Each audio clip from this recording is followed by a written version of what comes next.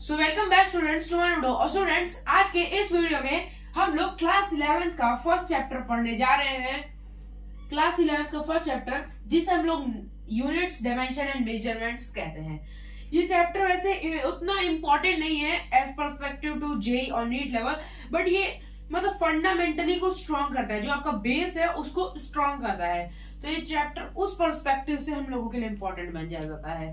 तो आज के इस लेक्चर में हम लोग इसी चैप्टर को पूरा समझने वाले हैं। इस लेक्चर में पूरा मतलब थ्योरी पार्ट कवर होगा, not any numerical type. Numerical portion है इसमें थोड़े बहुत, बट उस लेवल के नहीं है। सो चलिए शुरू करते हैं आज के इस वीडियो को बिना किसी देरी के।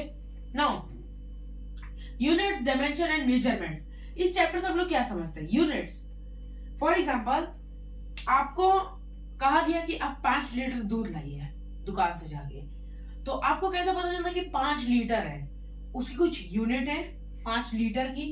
5 लीटर मिल्क आपसे कहा गया, मिल्क आ गया, ये लीटर एक यूनिट है ना। 5 लीटर की मिल्क लाना है तो लीटर आपको पता चला लीटर से। मान लीजिए आपको बोला गया 50 ml लेके आइए दूध, तो आप 50 ml से आपको पता चलेगा यूनिट के बारे में, ठीक। ml से पता चलेगा। आपसे कहा गया 5 सेंटीमीटर का लाल कपड़ा लेके आओ, तो आपको कैसे पता चलेगा कि लाल कपड़ा कितने सेंटीमीटर का? 5 सेंटीमीटर का। सेंटीमीटर से पता चल रहा है कि इतना होगा 5 सेंटीमीटर, इतना होगा 5 सेंटीमीटर, ठीक। आपसे कहा गया कि आप 1 मीटर की एक लकड़ी लेके आओ, तो आपको लकड़ी लाना है। अब आपको कैसे पता चलेगा कि भाई 1 मीटर कितना होता है? यूनिट से पता चलेगा ना, 1 मीटर इतना होता है, इतना होता है लगभग। तो इससे हमें यूनिट के बारे में पता चलता है। तो इस चैप्टर की शुरुआत होती है फिजिकल क्वांटिटीज के साथ, कि फिजिकल क्वांटिटीज होते क्या है। तो फिजिकल क्वांटिटीज क्या होते हैं? Any quantities which can be measured using physical instrument. ऐसे कोई भी क्वांटिटीज जिनको हम लोग फिजिकल इंस्ट्रूमेंट के द्वारा हम लोग मेजर कर सकते हैं, उन्हें हम लोग कहते हैं फिजिकल क्वांटिटीज। फॉर एग्जाम्पल हम लोग लेंथ को मेजर कर सकते हैं, लेंथ को मीटर में, सेंटीमीटर में मेजर करते हैं, mm में भी मेजर करते हैं, और लेंथ को मीटर स्केल से नापा जाता है। टेम्परेचर हो गया, टेम्परेचर को किससे नापा जाता है? थर्मामीटर से। जब किसी को बुखार लगता है तो थर्मामीटर लगाया जाता है, उसे कहते हैं टेम्परेचर को। तो ऐसे ही होते हैं। पहला है लेंथ, लेंथ को हम लोग मीटर स्केल से, आपके पास स्केल होगी उसे मीटर स्केल कहते हैं, उसी से नापा जाता है जिससे हम लोग लाइन खींचते हैं। तो 15 सेंटीमीटर की, 20 सेंटीमीटर की, 25 सेंटीमीटर की आती है। सेकेंड है थर्मामीटर। टेम्परेचर को हम लोग थर्मामीटर से नापते हैं। ये जो टेम्परेचर है कि कितने आपका body temperature 37 degree Celsius, 97.6 Fahrenheit, ऐसे है। तो सब टेम्परेचर को हम लोग किससे नापते हैं? थर्मामीटर से। थर्मामीटर में मरकरी लगा होता है, वो शो करते हैं। करंट, करंट को हम लोग किससे मेजर करते हैं? 10th में पढ़े थे एम्पियर में। किसमें? करंट को, कितने एम्पियर का करंट फ्लो कर रहा है। एक रेजिस्टेंस पूरा दे दिया जाता था सीरीज, उसमें पूछा जाता था कि इसमें करंट फ्लोइंग बताओ, तो V = IR लगा के हम लोग निकालते हैं। सो करंट आपके एक वायर है, वायर के अंदर कितना करंट फ्लो करता है? 5 एम्पियर का, 10 एम्पियर का, 6 एम्पियर का, एक्सेट्रा ऐसे। तो उसे हम लोग एम्पियर में मेजर करते हैं। फोर्थ है वोल्टेज, पोटेंशियल डिफरेंस। इसे हम लोग वोल्ट मीटर से, ये भी 10th में हम लोगों ने पढ़ा था, 10th क्लास के समय।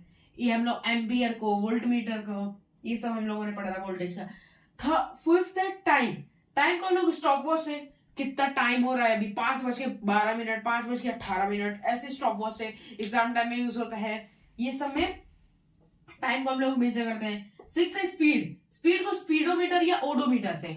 अगर कोई बाइक जा रही है 50 मीटर पर सेकंड की स्पीड से, फॉर एग्जाम्पल 50 मीटर पर सेकंड की स्पीड से जा रही है, तो हमें कैसे पता चलेगा कि उसकी स्पीड क्या है? स्पीडोमीटर लगा होता है। बाइक में क्या लगा रहता है? स्पीडोमीटर। स्पीडोमीटर से हमें पता चल जाता है कि कितनी स्पीड है बाइक की, वेलोसिटी, ये सब उसी से पता चलते हैं। नाउ इसको हम लोग क्लासिफाई कर देते हैं based on directional property and on the basis of dependence. Physical quantities को हम लोग 2 पार्ट में डिवाइड करेंगे, on based on directional, on the basis of dependence. Directional में कैसे हम लोग पढ़ चुके हैं? स्केलर और वेक्टर, स्केलर क्वांटिटी और वेक्टर क्वांटिटी। स्केलर क्वांटिटी क्या होती है? स्केलर क्वांटिटी वो होती है जिनमें मैग्नीट्यूड सिर्फ होता है, इसमें डायरेक्शन नहीं होता है।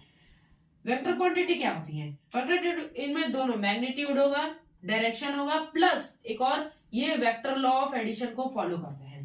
वेक्टर लॉ ऑफ एडिशन क्या है? हम लोग वेक्टर्स चैप्टर में पढ़ेंगे कि वेक्टर लॉ ऑफ एडिशन क्या है। खैर अभी हम लोग समझते हैं, जैसे कि ये एक बॉक्स रखा है, ठीक। मैंने यहाँ पे F फोर्स लगाया, तो ये एस डिस्प्लेसमेंट किया, एस डिस्टेंस को ट्रेवल किया। तो ये फोर्स जो है कौन सी क्वांटिटी है, ये कौन सी क्वांटिटी है आपकी, ये है वेक्टर क्वांटिटी। कैसे, फोर्स हम लोगों ने एफ क्वांटिटी का मतलब मान लो एन 10 न्यूटन का लगाया था, तो क्या हुआ, मैग्नीट्यूड को इसने फिल किया, हमने इस डायरेक्शन में लगाया, डायरेक्शन को किया, और वेक्टर लॉ ऑफ एडिशन तो हमें पढ़ना ही है तो वेक्टर्स चैप्टर में। तो ये हमने फोर्स कैसे पता चला कौन सी क्वांटिटी है, वेक्टर। मैंने आपसे टाइम पूछा, टाइम कितना हो रहा है, आपने बोला फॉर एग्जाम्पल 6:12 हो रहे हैं, 6:12 हो रहे हैं, क्या कोई उसमें फोर्स लग रही, कोई डायरेक्शन है उसका, नहीं ना, वो मैग्नीट्यूड बस बता रहा है, उसमें कोई डायरेक्शन तो बता ही नहीं रहा है। वैसे ही और एक जैसे आ गया आपका लेंथ, लेंथ हो गया, डिस्टेंस हो गया, डिस्टेंस आपने 5 किलोमीटर ट्रेवल की, कौन से डायरेक्शन में, ये थोड़ी ना पूछेगा आप, बस ये आप स्पीडोमीटर पे, जो आप बाइक से जाते हैं स्पीडोमीटर पे आप ट्रेवल करते रहते हैं, मान लीजिए 45,000 किलोमीटर आपके टोटल बाइक ने कवर किया है, 45,000 किलोमीटर जब से आप चला रहे हैं, तो उसमें डायरेक्शन थोड़ी ना बताता कि आप इस डायरेक्शन में 5 किलोमीटर चले थे, इस डायरेक्शन में 40 किलोमीटर, टोटल आपका 45 किलोमीटर, ऐसे नहीं होता ना, उसमें जस्ट दिखाता है 45 किलोमीटर, यानी डिस्टेंस को हम लोग किसमें, स्केलर क्वांटिटी है, यानी ओनली मैग्नीट्यूड है, उसमें क्या है, मैग्नीट्यूड है, डायरेक्शन उसमें नहीं बताता है, उसे हम लोग कहते हैं वेक्टर में, इसमें मैग्नीट्यूड होगा आपका, डायरेक्शन होगा, और जैसे कि हम लोग इसमें बात करते हैं फोर्स हो गया, एक्सेलरेशन हो गया, ये सब क्या है, वेक्टर क्वांटिटी है। Now on the basis of dependency, इस पे पूरा चैप्टर है हम लोगों का, इसमें आती है फंडामेंटल क्वांटिटीज और डिराइव्ड, फंडामेंटल यूनिट्स और डिराइव्ड यूनिट्स।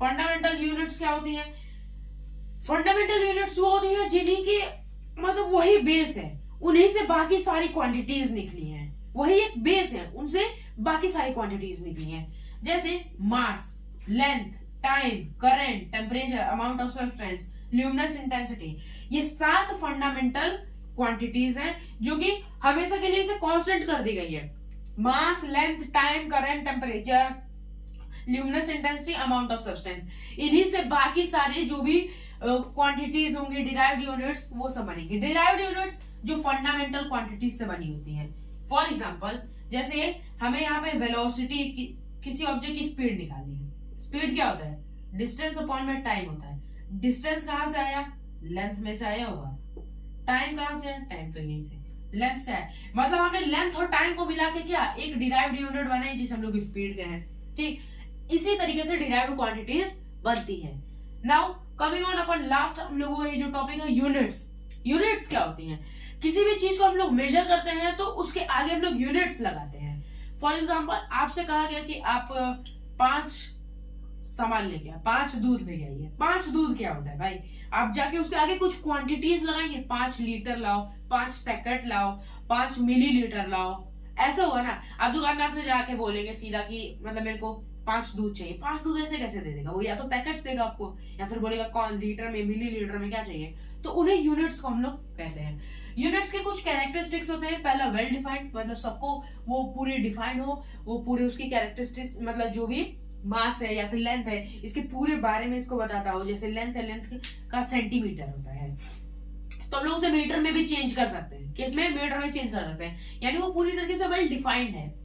नाउ कांस्टेंसी मतलब सब लोगों को उसको बारे में पता हो, वो कांस्टेंट हो हर जगह, ये नहीं कि अभी आपने बोला 5 सेंटीमीटर इतना होता है, कल को मैं आया आपसे बोला 5 सेंटीमीटर दे दो, आप इतना दे दिए, तो उसे यूनिट नहीं मानी जाएगी। कांस्टेंसी मतलब कि वो हमेशा कांस्टेंट रहे, क्या रहे, हमेशा कांस्टेंट रहे। नाउ कन्वीनियंस इन यूज मतलब सबको उसके बारे में पता हो, सब लोग आपस में एक्सचेंज करते हो, ये नहीं कि आप खुद की क्वांटिटी बना ली है जिसे कोई नहीं जानता हो, आप दुकानदार के पास गए इतना बता दो तो वो कहेगा कौन सी यूनिट में, तो कहेगा मैंने खुद ही यूनिट बना ली, तो ऐसा नहीं। कन्वीनियंस यूज मतलब सबको यूज में आना चाहिए। तो ये था पूरा यूनिट्स एंड डायमेंशन का चैप्टर। अगर आपको ये वीडियो पसंद है तो चैनल को लाइक कीजिए, शेयर कीजिए, सब्सक्राइब कीजिए। Thank you.